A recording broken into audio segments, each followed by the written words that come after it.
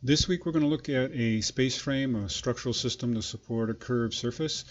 And I want to put it in context with the project we did the week before this week, where we did we introduced ourselves to dynamo and a parametric ceiling.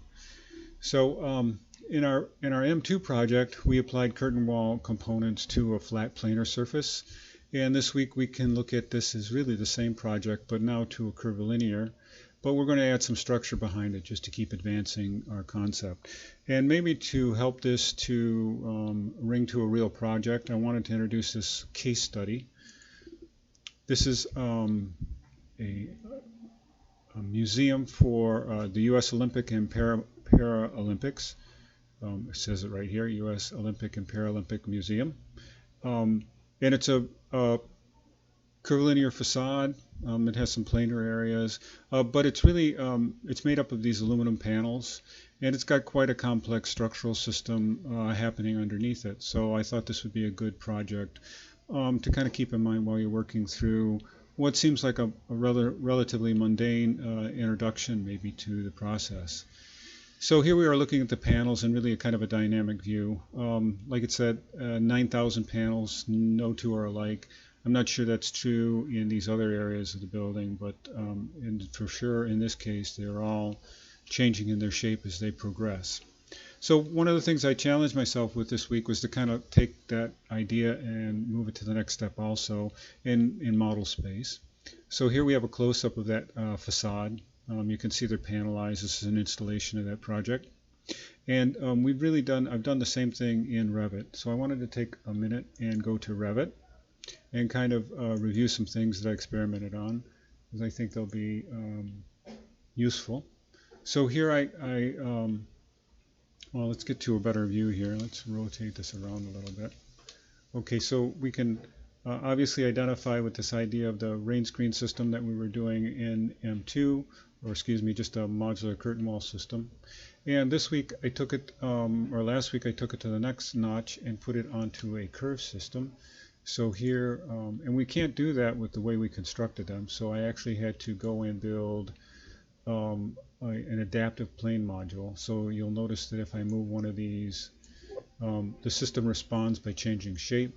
And it's throwing up this warning because we can't actually bend this panel, a square panel, by just moving one plane. It's not collinear to the surface that we've just defined.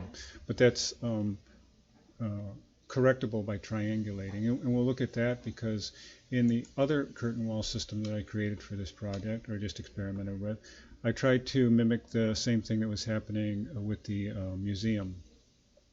And in this case I made square panels just for the sake of the similarity. This could be an adaptive component put onto a more diamond shaped type pattern, but right now it's a square pattern. And I'll show you what the panel looks like. It's really quite simple. And I'll rotate it around so you can see it a little bit. So it's a panel that has a bend in it, a high point that's this goes from 0 to this raised section here. So this is a triangulated panel and a triangulated panel. And that allows that to conform better to curving surfaces. And you'll notice that it has that little bit of a rise.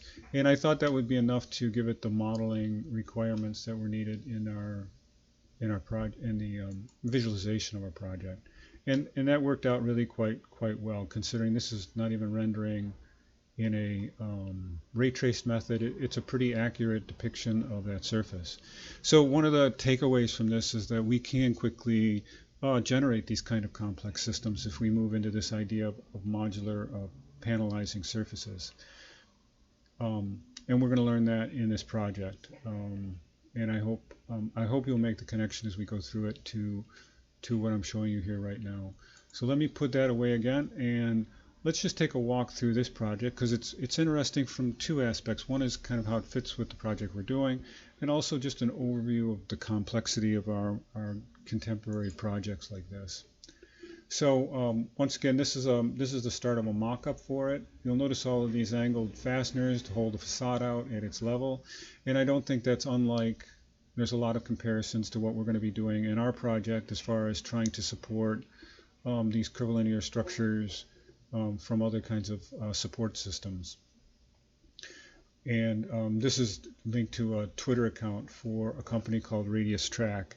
And I'll take you out to their site in just a minute because I think it's important to see how they participate in the project. So these technical drawings are always really quite useful. This is another Twitter, I think, but it's a nice high enough resolution that we can see a lot of the things going on in the construction system. We can see the attachment of the panel systems. We can see how the tip is touching one grid, the other one, the mid-range is touching that other one. We can see the return flange on it. We can see the yellow insulation. We know that these are probably Z-girts or something like that, or L-channels that are suspending out over the insulation. If we follow up higher on the building, we can see that we have a waterproofing going over, or a barrier system going over another barrier system to build up what's really a complicated system because it's transitioning from a roof surface to a wall surface. So moisture is going to be a very big issue in the performance of that system. And here's a close-up detail of it. Now you can see these Z-girts. Z as in there's a channel that way, so it's somewhat like a Z-shaped system. You can see how the batt insulation is installed. And you'll notice there's these dings, so to speak, in the surface of the channel that's going up. And I want you to pay note to that because when we're going to look at Radius Track, I want you to get a feeling for what's going on with these kind of surface distortions. So that mock-up, which I have, this is the finished mock-up here. Here's a close-up detail of just the panel system applied.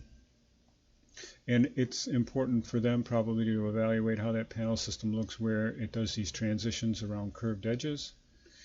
And what's interesting to note if we back up here is this mock-up itself was $150,000 to build. So this is an important part of the investment in making sure that all parties know what the tasks are, what the final expectations are of appearance, to work out our details before we move on to the full-scale project. And just a few more shots of this project just to show you kind of its complexity of framing. So we have, obviously a big structural support across here, a truss system, but you'll notice this kind of really wild framing. This is where that wall surface makes the transition to a roof surface, and the kind of framing systems that are going on beneath it. Even this idea of the surface being curved at the same time. So these are really complex surfaces. Here's another close-up view of that. And so what I wanted to do is just briefly jump out to this Radius Track because they're a player in this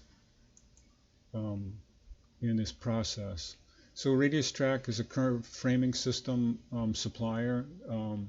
I just happened to think of them when I saw that project because I knew of the kind of work they had done, and it seems like they're using imagery that tends to indicate that this is the project that they are that they worked on. Because here we have now a view of the idea of their overlay of framing that they're going to add on top of the structural members, and they go in to describe all of the aspects of the process. So we go from and so your link here is radiustrack.com.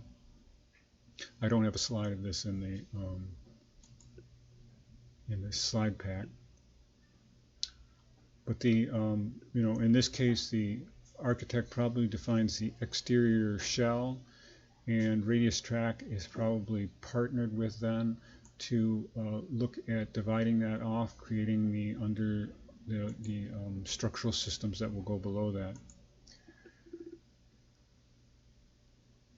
And then once again, here's that just the level of complexity in the virtual mock-up, and then it's transitioned to the real component. So while this all looks like it's haphazardly applied, the only component I can see in here that isn't in the model is the diagonal bracing along here. So very accurate detail in model space happening here.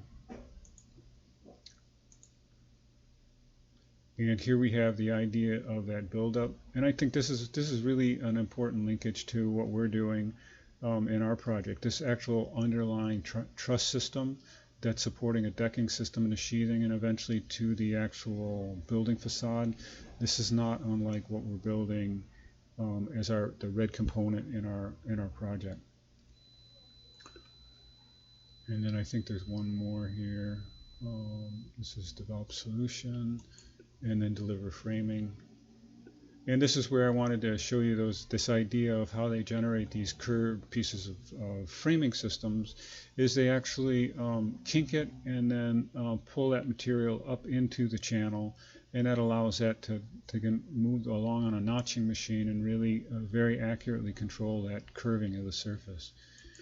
And a lot of it's still handwork, a lot of it's hand mock-up. So here we have clamps holding systems together, a unitized system, one next to another, to build up a, like this might be a subcomponent to, a sub-subcomponent to a general panel assembly. And let's go back to our presentation then, and I think we'll just tie it up at that point. So once again, I want you to make that connection. You saw the idea of that underlying structure and then a top structure. Let me see if I can zoom in here.